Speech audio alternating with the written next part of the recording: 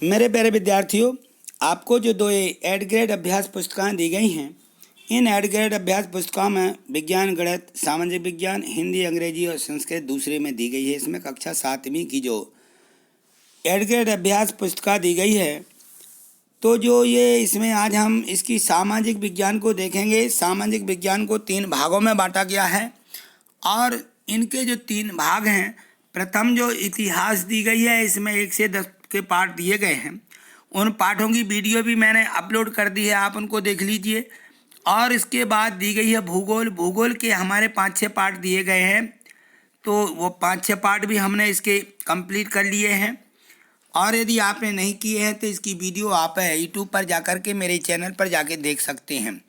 आज हम देखते हैं इसकी जो सामाजिक एवं राजनीतिक जीवन, सामाजिक एवं राजनीतिक जीवन का अध्याय 6, क्योंकि इसके पहले वाले जो 1, 3, 5 और ये दिए गए थे वो हमने कंप्लीट कर लिए हैं। आज हम देखेंगे अध्याय 6 को। तो अध्याय 6 में दिया गया है कि संचार माध्यमों को समझना। जो इसके संचार के माध्यम हैं, संचार के कौन कौन से माध्यम होते हैं, इनको हम देखेंगे। तो इन्हें देखिए। तो यहाँ देखिए, प्रश्न क्रमांक 1 में दिया है कि वर्तमान में संचार के साधन कौन कौन से हैं, उनके नाम लिखिए। तो संचार के साधन जो है हमारे यहाँ, सबसे पहले देखिए, डाक तार, टेलीफोन, समाचार पत्र, कंप्यूटर, फैक्स, रेडियो, टेलीविज़न आदि, यह हमारे संचार के साधन होते हैं। इन साधनों के माध्यम से हम अपनी बात को एक से दूसरी जगह ले जा सकते हैं और पहुंचा सकते हैं। तो ये हमारे संचार के साधन हैं। अगला प्रश्न देखिए, प्रश्न क्रमांक 2 देखिए, मीडिया किसे कहते हैं? मीडिया क्या होती है? तो मीडिया जो होती है वह सूचना और आंकड़ों की सुरक्षित एवं संप्रेषित करने वाले उपकरण अथवा सामूहिक संचार हैं। तो मीडिया इस प्रकार से सूचना देती है जिनकी हम संचार के माध्यम से सूचना नहीं पहुंचा सकते हैं, नहीं दे सकते हैं। उसके पहले ही मीडिया हमें ये सारी जानकारी दे देती है। ठीक, अगला प्रश्न, प्रश्न 3 देखिए, दिया है कि जनसंचार के साधनों से हमारे जीवन में क्या क्या परिवर्तन आए हैं। जनसंचार, तो जो रोजमर्रा के जीवन में जनसंचार के साधनों की बहुत ही अहम भूमिका रही है। इनके बिना हम आज आधुनिक जीवन की कल्पना भी नहीं कर सकते। वह हमारे लिए न सिर्फ सूचना बल्कि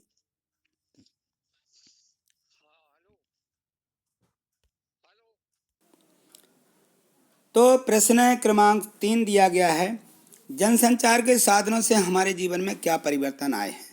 जो जनसंचार के साधन हैं, तो जनसंचार के जो साधन हैं, ये रोज़मर्रा के जीवन में जनसंचार के साधनों की बहुत अहम भूमिका रही है।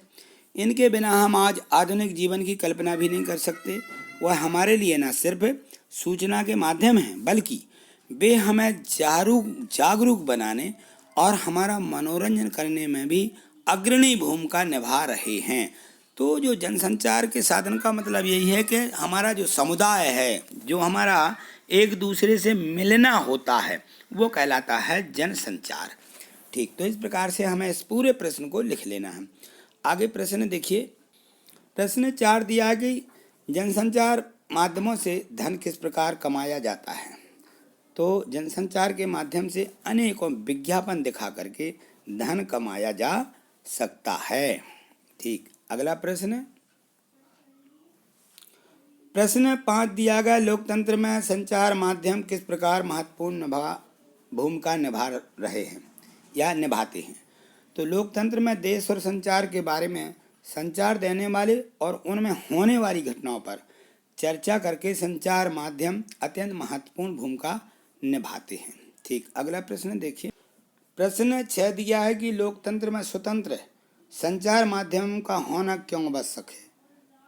तो इसका उत्तर है कि संतुलित रिपोर्ट लिख पाना संचार माध्यमों की स्वतंत्र होने पर निर्भर करता है। स्वतंत्र संचार माध्यमों से तात्पर्य है कि उनके द्वारा दिए जाने वाले समाचारों को कोई भी नियंत्रितता या प्रभावित ना कर सके। ठीक, अगला प्रश्न देखिए। प्रश्न 7वां देखिए, दूरदर्शन पर दिखाए जाने वाली कार्यक्रम हमारे जीवन को किस प्रकार प्रभावित करते हैं। तो जो दूरदर्शन होता है, टेलीविज़न होता है, टीवी, उसके बारे में है कि दूरदर्शन पर दिखाई जाने वाली फिल्मों से हमारा मनोरंजन तो होता ही है। इसी तरह से बाल बच्चों का जो युद्ध और जो वृद्ध होते हैं, वृद्ध युवाओं के साथ विशेष प्रकार की शिक्षित और अशिक्षित वर्गों के लिए दिखाए जाने वाले कार्यक्रमों से हम अपना मनोरंजन कर सकते हैं और इससे बहुत ही ज्ञान प्राप्त किया जा सकता है। तो ऐसा नहीं है कि जो दूरदर्शन होते हैं वो खराब हैं, उनसे हमारा मनोरंजन तो होता ही है, लेकिन उनसे बहुत सी शिक्षा मिलती है और उसमें बहुत सी कहानियाँ इस प्रकार की होती हैं जो हमारे जीवन से संबंधित रहती हैं। ठीक, अगला प्रश्न देखिए।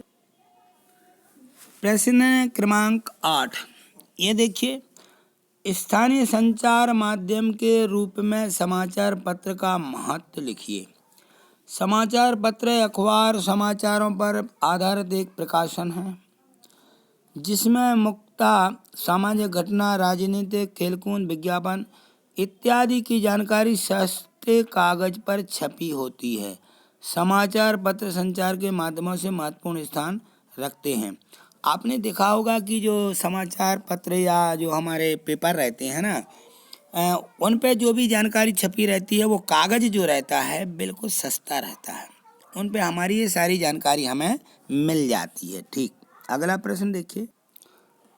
प्रश्न 9 दिया है कि मास मीडिया से क्या आशा है। मास मीडिया के 3 साधनों के नाम लिखिए।